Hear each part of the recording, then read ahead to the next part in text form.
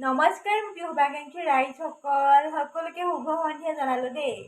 সন্ধিয়া মানে আজিকালি সন্ধিয়াটো সোনকালে হয় নহয়, আকৌ এতিয়া ৰাতিয়ে হ'বলৈ হ'ল আৰু ন।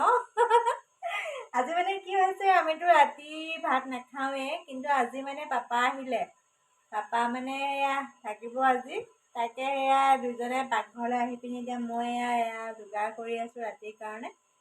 তেওঁকো সেয়া কামত লগাই থৈছোঁ, তেওঁ মানে কাটি দিছে, মই বনাই যাম এফালৰ পৰা। ময়ো এইখিনি কাটি মেলি ল'লোঁ, তেওঁ সেইখিনি কাটিবলৈ দিছোঁ, সেয়া কাটি আছে। দুয়োজনে মানে ভিতৰত সোমাই এতিয়া মানে পাকঘৰত আৰু এয়া লাগি আছোঁ। এওঁ এইফালে টিভি চাই আছে। সেয়াই আৰু মানে কি হ'ল, থাকিবলৈ এনেকৈ নাহে যে আজি মানে আজি মানে থাকিবলগীয়া হ'ল কেলে, আজি মানে গাড়ী লৈ নাই অহা, আজি বেটেৰীত আহিছিলে। মানে বেটেৰীত অহাৰ কাৰণে সন্ধিয়া সময় হৈ গ'ল আৰু মানে তালৈ যোৱা বেটেৰী নাপালে, সেইটো কাৰণে মানে থাকিব লগা হৈ গ'ল। এনেকৈ জীয়েকৰ ঘৰলৈ নাহে যে থাকিবলৈ, খুব কমেই আহে ন, সেইটো কাৰণে আজি মানে সেয়া থাকিব লগা হৈ গ'ল আৰু এতিয়া মানে। এতিয়া এয়া পাকঘৰত আৰু এতিয়া ৰাতিৰ সাঁজৰ বাবে যোগাৰ কৰি আছোঁ। আজি তেওঁৰ লগতে আমিও ৰাতিৰ সাঁজ মানে খাম আৰু, সেইটো কাৰণে এতিয়া এয়া যোগাৰ কৰি আছোঁ। এনেইতো আমাৰ ৰাতি সাঁজ খোৱা নহয় বাৰু। তাকে এতিয়া দুজনে লাগি আছোঁ আৰু কামবোৰ কৰি মেলি লওঁ আৰু ৰান্ধি বাঢ়ি আৰু।